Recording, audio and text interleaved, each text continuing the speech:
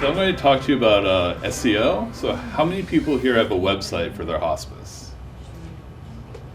And out of those people, how many actually know what SEO means? That's a good percentage. So SEO means search engine optimization. And if you didn't know that, you could look it up at Google, and it would tell you pretty much the same thing. But it doesn't really tell you what that actually means and how to do it. When I looked at this the presentation, I didn't really know what PPD meant. So I looked it up, and I found out it means patient per day, or it means per patient day, right? So, but that doesn't really tell us what it means either. So really, when people come to your hospice, they have questions that they want answers to, and one of the places that they turn to is Google. And when I say Google, I also mean other search engines too, but really Google is the biggest search engine out there. They have 90+% market share.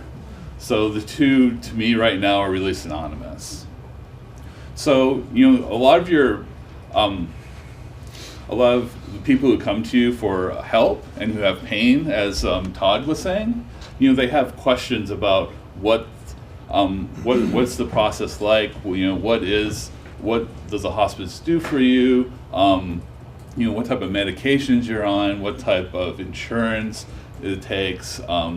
Things like that. And they're looking for answers.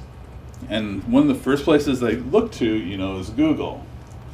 So, you can find your answers on other places. But here we see, Google is actually telling us what, answering the question, but it's linking them to another website and gives you a little more in-depth information. And they actually have questions that they know people are searching for, right? So, we really search all the time for all these questions and all these answers to our questions, right? And Google is really going to be the place that Google wants to be that hub where people get those answers. And one of the things that Google likes is us to be able to provide more in-depth information to those answers that people are looking for, right? So here, we have people look for directions, like directions to your hospice even. People look to buy products, all the time in the internet or in search. And, people just have questions, like the example here is what is total pain? And they want, a detailed answer, to that question. So really what we want to be able to do here is to have the search engine provide you with qualified visitors. These are people who are asking these types of questions about hospices, about patient care, about medication timeline, things like that, and be able to have them then learn that information and find it on your website. And then turn those visits to your website into actual leads that will then result in having admittance to your hospice.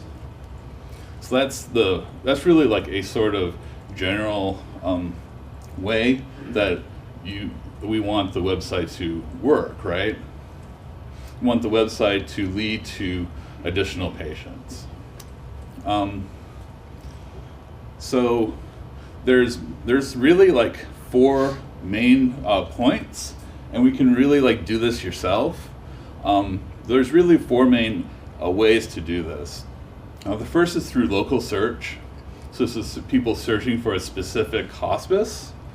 The second way is through creating content and optimizing your pages or optimizing pages you already have on your website. The third way is to build links, to have other links coming from other websites to your website and to your content. And really the fourth way is to have a technically clean website. So there's a lot of factors that Google looks for on a technical side of your website that they are wanting to see do wanting to see your website do, and a lot of those really come down to, are you giving the best experience for the customer, for people who come to their website on that website, right? So the first one here is local search. So if you haven't already, both Google and Bing, you can actually claim your business. So you want to go and do that. That's the very first thing to do. And then once you kind of claimed your business, you want to be able to verify that the name is correct, the address is correct, and the phone number is correct. You won't believe how many times that those things aren't correct. Actually, Mark's business, when he moved, it wasn't correct on there.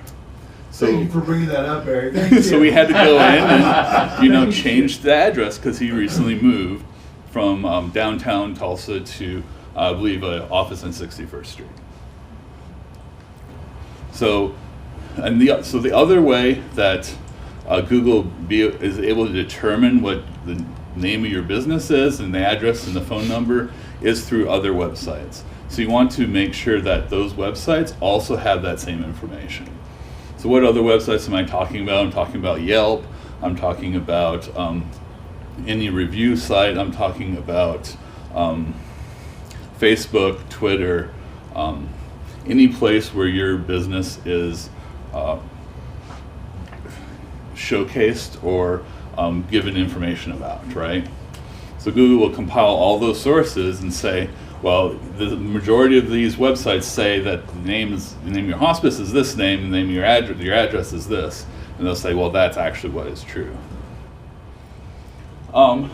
Next, we want to update our local search or our local listing. So once you've claimed it and you have access to making changes to it, you can do many different things. You can add photos. I highly recommend you add photos.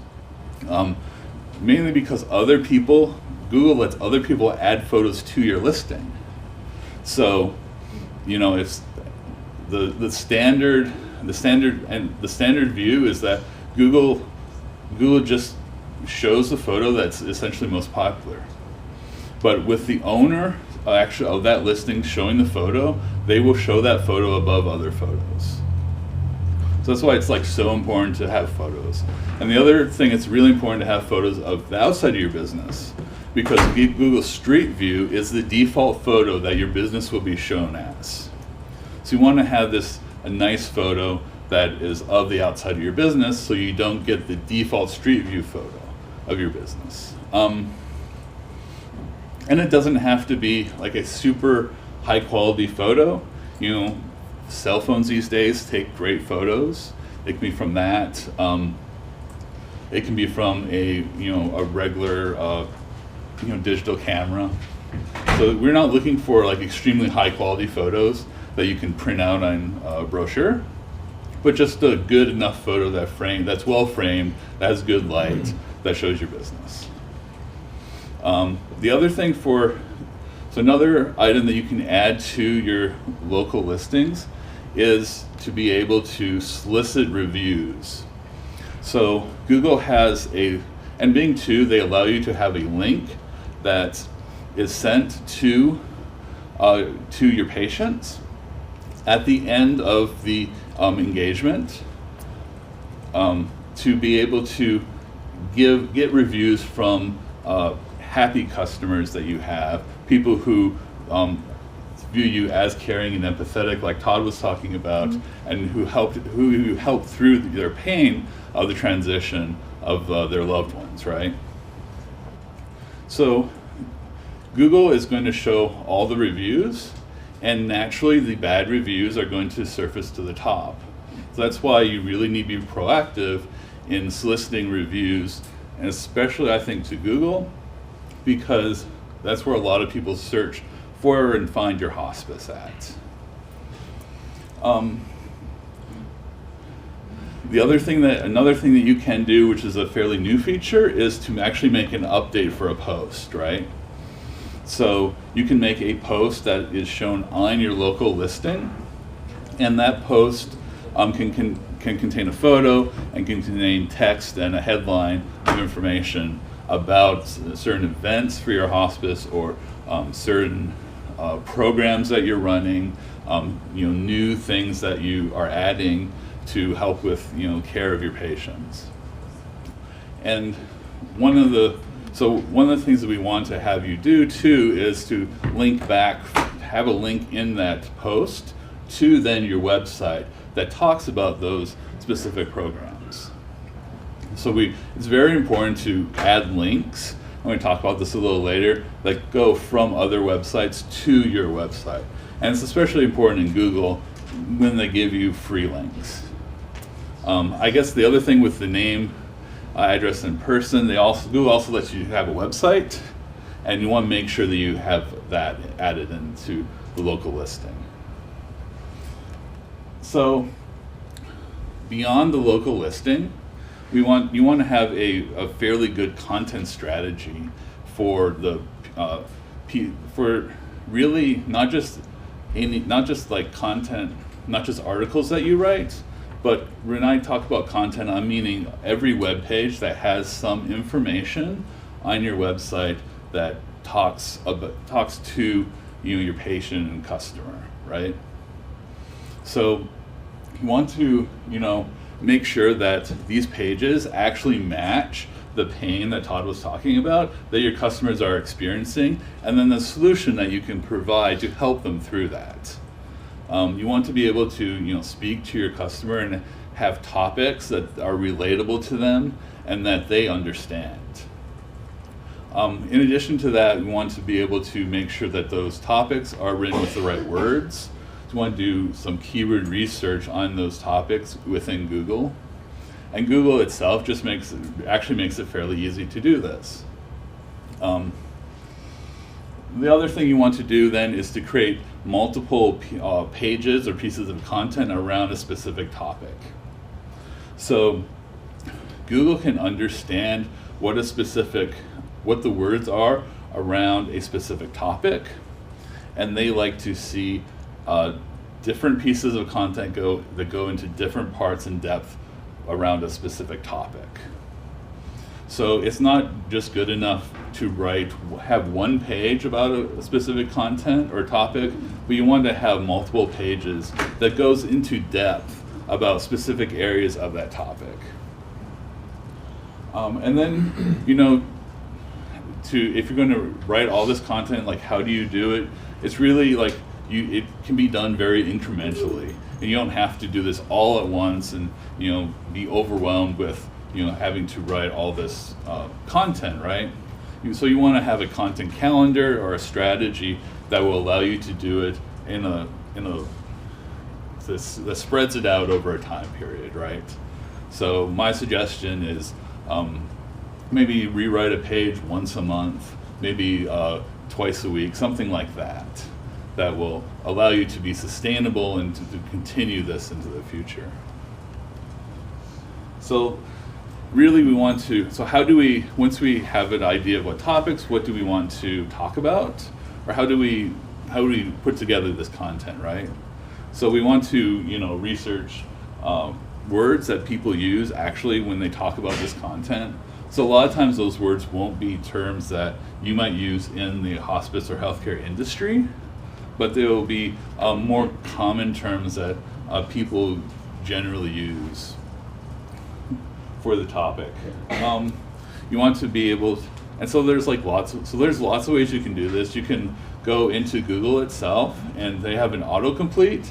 And if you type in the beginning of a word or even the whole word, they will give you a list then of suggestions of keywords or words that actually will have search volume that people have searched about in the past.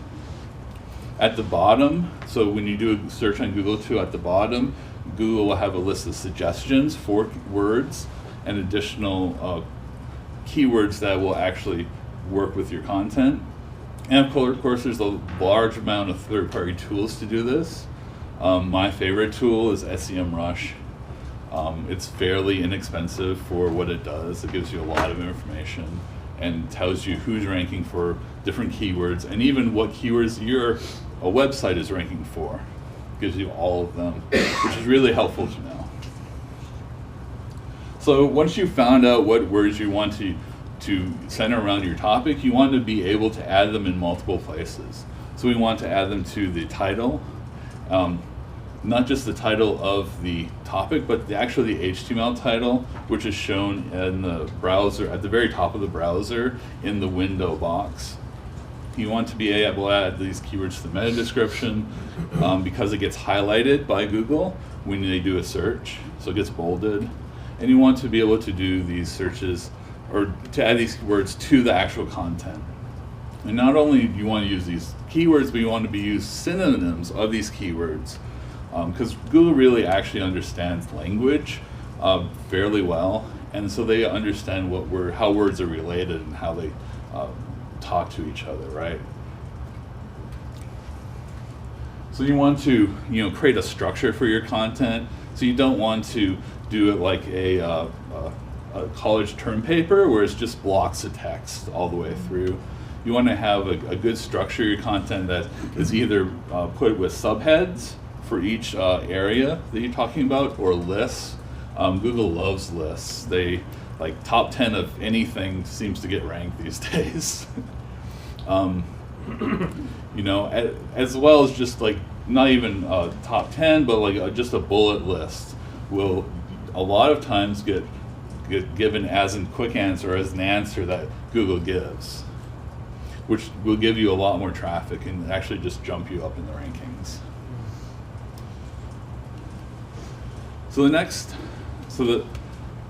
Okay, maybe we stop a little bit. Does anyone have questions? This is great.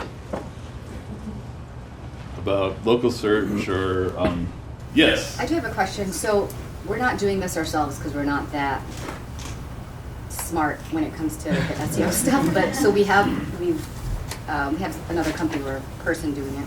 Right. How much is a decent amount or an average amount to pay these? Because I've seen ranges from like $1,000 a month to $150 a month. I know it depends on what they're going to do for you. Right. But I kind of want to know how much it is we should be spending versus like the return. So how many calls do we get from people finding us online? Do you know what I mean? Right. Is there like a general amount for what is good?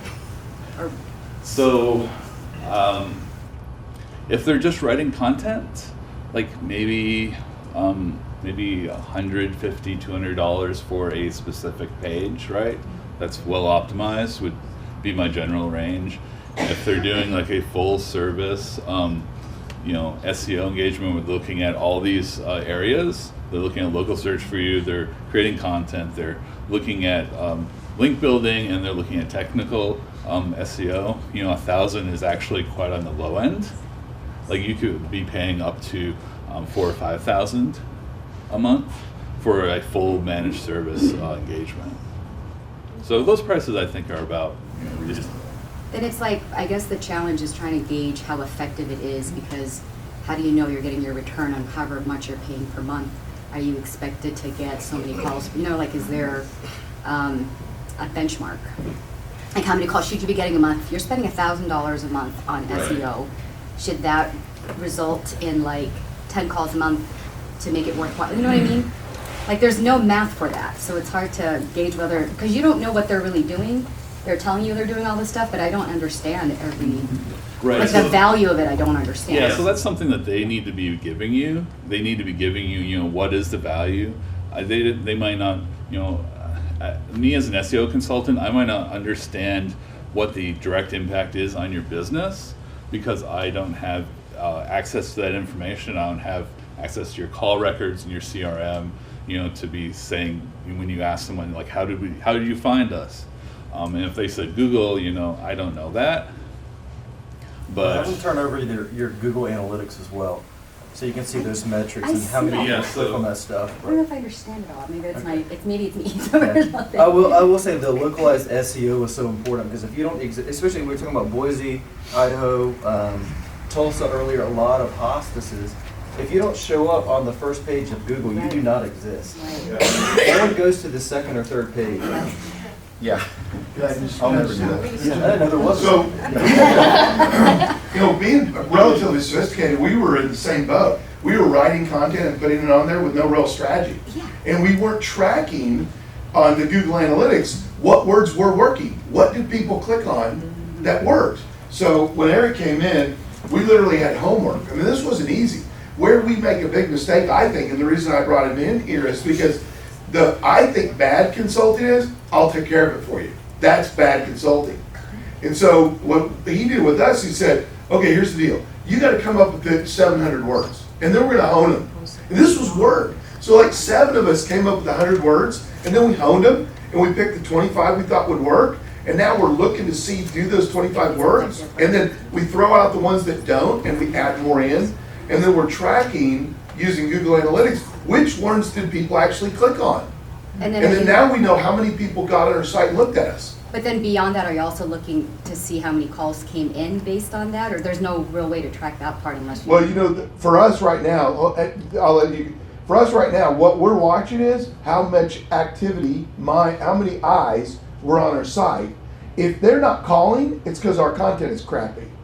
If they're not calling, we didn't do a good job building the content. And Eric can't tell us whether, okay, let's say, opiate-induced constipation. Is that going to be something? He can't tell you whether that's going to be a good page or not. So you have to tell, you have to be part of this. Where you fail is when you're not building a strategy, learning over time how to get better. You know what I mean? And being engaged. Jamie, go ahead, please. Well, sorry, so we wrote all the articles with those words.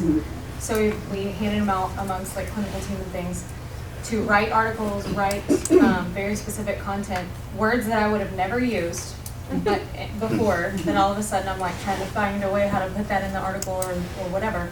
And I don't know the numbers, but I do the sales, and that's 7 organic calls. They were not people that we went to conferences with. They were literally, we saw you on Google or social media or word of mouth from social media. So I don't know that there's a number is what I'm trying to say. Yeah. We could tell immediately. But I really think you're working on, I'm sorry, I'll step aside. I think we were all working on an old paradigm that said, we pay somebody and we want results. Well, that's, Okay. when you said you wrote all the articles, that's what I pay this guy to do, is to write all my articles. So I feel like, what am I paying him? Yeah, we fired that guy. You did? Y'all, you damn right we did. She's the best. We got people that know our stuff, and they know who we are and how we want to present it. You know what I mean? I mean, I approve all the articles, but I don't write them because that's, I figured. Now, when we write an article, we give it to Eric, and he goes through it, and he optimizes it. That's what he said. Right. I optimize your article to make sure it works in your social media, your social media or digital marketing campaign, which SEO is only one part of that. Right. And then you just adjust for keywords. Got it. Okay. Yeah. That's Can I a good ask a quick tip. question? Yeah. So, obviously, since it's a hospice business, it's different. So we look at referral source, right? Your referral source doesn't say Google, right? It says Dr. Smith or whatever. So is anybody tracking Yes. the referral source as Google or anything like that? So some people are. And I we know don't you're call not. it, we don't call it Google, we'll say house call, like Okay. somebody called in, and we're assuming it's based on the internet searches. Okay, because there was no specific doctor that referred them or hospital or anything else. So it's sort of a. We ask, how did you hear about us? And if it's Google, we put Google. If it's a website, we put our website. If it's our company cars, we actually put Park Home. I saw your car driving around town.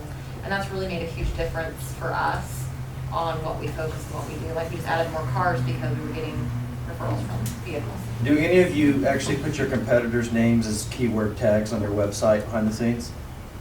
If not, why not? If they Google Vitas, Tulsa, Oklahoma, why shouldn't Grace come That is to the so top true. of the list? Didn't think about that. So there's some very interesting things you can do with manipulating the Google searches. Yeah. And I do know that there's one local company here, one of our competitors, who we're on good terms with. They refer patients that they don't cover in the outlying areas. Right. And they have, I think, one marketer, and their census is pretty decent. And there's this one guy in the office, and he does all of this. That's all he does. And they get so many calls a day. Like, I've never heard so many calls for like just a random hospice and they're small. But it's all based on this. So I know it could be effective. Well, I think, like, to Mark's point, you really need someone in-house to be running the program overall, and then use consultants as experts in the industry, right? So that, you have maybe an SEO consultant that's an expert in SEO. You might have a email consultant that's an expert in crafting an email strategy to reach out to patients or to people who you've got as referrals, right? But to use those as experts, but have a person in-house that knows the business and that can essentially put it all together for you. So another thing that you can do, and this is a little bit off topic, but you can have at the bottom of your pages a contact form, and then having that contact form, when they fill it out, get imported into your CRM. And so you can have that direct relationship between having interest on the website and then knowing where that source came from in your CRM that you then can follow up on. So I'm not sure that that's a model that hospices use a lot, but other lead generation businesses do that exact sort of model. If we're pushing an email campaign, are we backing it up with what our website says? So, you think about, all you're trying to do with these other things is draw them to the webpage, because that's the, even unless they really trust their nurse or physician and that's their only source of contact, they're gonna look you up to back up. Your website really validates something else. That's what it does. It validates a referral. So. And that's why it's like so important to have like pictures of your hospice and what does the inside look like, what does your facility look like and things like that, because that really backs up that validation. Yeah. Well, how many of you have put in an email address to get the 10 things that will do whatever? So to his point, Yeah. free I do that. information, give them access to information. You can get their contact and then email them whatever tricks you have, like how to juggle. It's a PDF. You give out like a free PDF, top 10 Yeah. ways to save money on whatever, and then the people who really want that info will totally sign up. And then Or you can follow up with physicians with them. white papers, we But you actually have to send the list. You can't just So take if you want the email out. physicians, then target physicians, keywords with top 10 things, reasons why you would not want to use methadone or use methadone, depending on what spectrum you want. The bottom line is you want to go from page 3 to the top of the list. And one thing that I was completely shocked. Eric said, you're going to have one white paper of at least 1,500 words because Google doesn't value you without any legitimate content of a white paper. And then you're going to have 500 words on these pages every month, or you're not going to get to the top. Well, we did it, and it took us, Jane, how long? 2 or 3 months to go to the top 3 and then Yeah. number 1 in our sector. Yeah, and that was the most exciting call we got, was someone searched, I can't remember what she searched one specific thing, and we were the second one to pop up on the list, whereas before, you had to search specifically for PDC. Yeah, you had to know our name in order to find us. And it was a lot of writing. And then and this time they research. just put, my dad is dying, and something like that. It was just right to the top. So it really does work, but your job is to listen. Somebody's got to tell you all the tricks, because we're brilliant people. We don't understand that backside of how the engine works. Sorry, Eric. Right. So You do great. the other thing is I'm glossing this over in like broad strokes, and there's a lot more details that you can dive into it. Google has said that they have over 300 ranking factors that they go into ranking a specific website. And one of those ranking factors that's extremely important is link building, is links. So one of Google's their very first patent that they ever did was about link building. And they said essentially that all other websites that have a link to your website is actually a vote of confidence that they trust that page from your website. And so the most important way to be able to rank highly for your webpage, even if it misses like everything else, is links. You can see a page that is fairly poor, that has 10,000 links, that ranks higher than a very well written page that has like 2. So Sonos should link to everybody, Right. and everybody should link. We should be linking as much as we can with each other. As much as you can. Because Yes. since we don't compete with each other for the most part, we want to validate everybody. Right. So what happens with link building is what Google sees is they see all these links also the other websites that link to you also have a value of how many people link to them. So Google aggregates or sums up all these values, and that's something that we call either link equity, link juice. It's called a couple different things, and so that's essentially how valuable their link is to you versus other websites' links. So an example would be that a link from the New York Times is a lot more valuable to you than a link from a local blogger, right? Because the New York Times has a lot of websites that link to their specific articles, whereas a local blogger might have not as many. So all those links then get added up to a specific page, and then that page, the links on your web page, also get pushed out to value to all the other links that you have, both internally, both to on your website, all the pages that one page links to on your website, but also to other pages, or to pages that get linked to other websites, right? So what we want to be able to do is to maximize how much link equity gets put onto our website and not pass as much to other websites, right? Unless we feel that they're a very good source of information. So here you can see, like on left, on page A, we have a lot of link equity links into that page, and that some of those then, usually there's more internal links or links to your same website that get passed to those, and then a little bit to external links. Versus page B, we only see 2 links, even though one of them has a lot of link equity. That gets less value passed to that second page. So that's like in general how linking works in Google. So how do we do link building? Well, the very first thing you have to do is you have to ask for links. Probably the most important thing that people don't do is they don't ask, can you link to my website? Can you link to this page of content, or to this really good explanation I have of a specific topic. So you really use your existing relationships and your existing business contacts to ask for links to have them link from their website to yours. Now it might take a little bit because the people you talk to probably have a web person who does that as their job. So sometimes it takes a little bit more persuasion or set of emails to get that link, to actually get that link for you. But usually it's fairly sometimes it's fairly easy. So yes. What about YouTube? Linking to YouTube? So linking to YouTube or YouTube linking to you? Right. I guess I was just thinking an explanation of a CAD pump, right? And I don't want to reinvent the wheel. Right. There's already a video out there. There's no branding or anything. They did a great job of explaining how to utilize a CAD pump. So on the website, CAD pump, how to run a CAD pump, and link it directly to the YouTube video.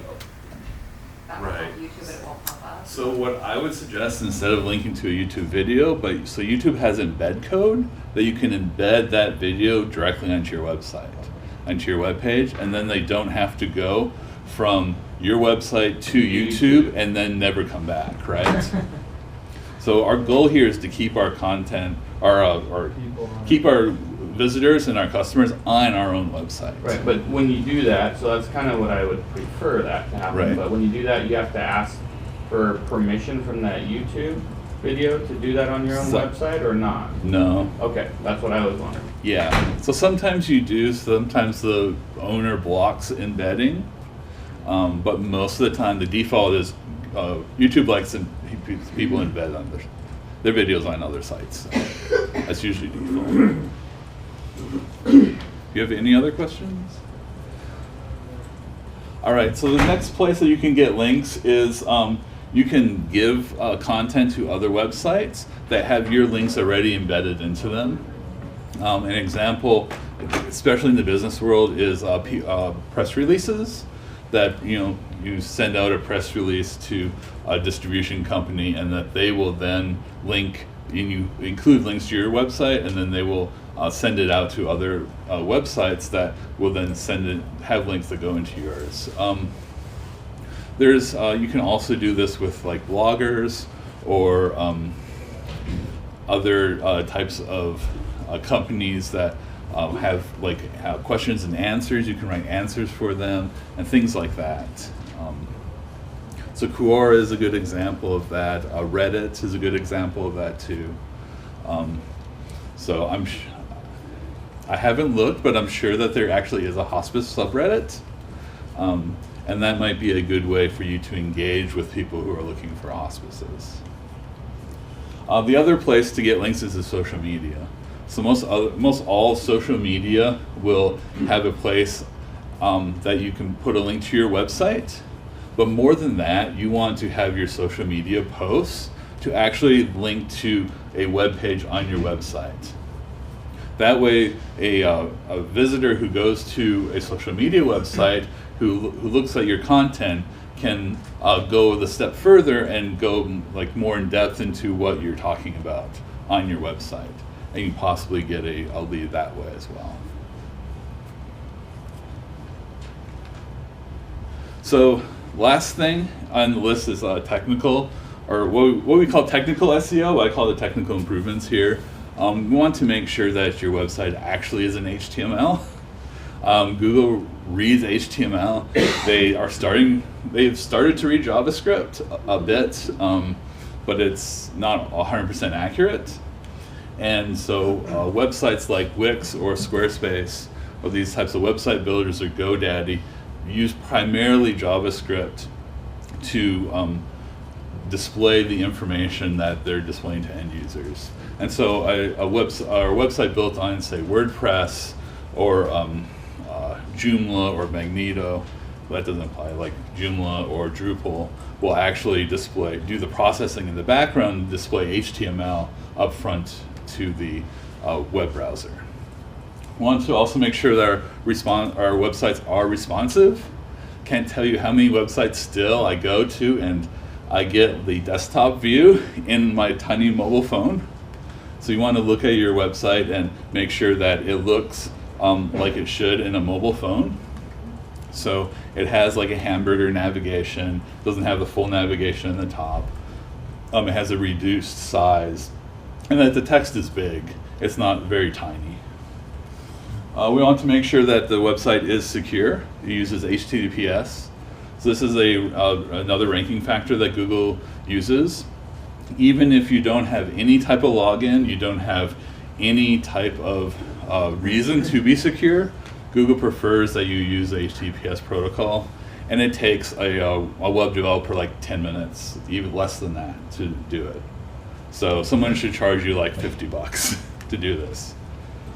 You also want to have metadata on your website. So you want to have things like Open Graph for Facebook. You want to have different types of schemas for our organization schema, which Google can then use for their knowledge graph. If you have any events coming up, you want to have an event schema for that. Videos have a schema for themselves, and even articles and blog posts have a schema that you want to use to make sure Google is collecting the right information. And then you want to make sure your website is fast and responsive. And by responsive, I don't mean mobile friendly. I mean that it is that's fast and loads quickly, right? So load time is another ranking factor that Google has from a technical side. And again, there's lots of other factors, but these are some of the most important ones.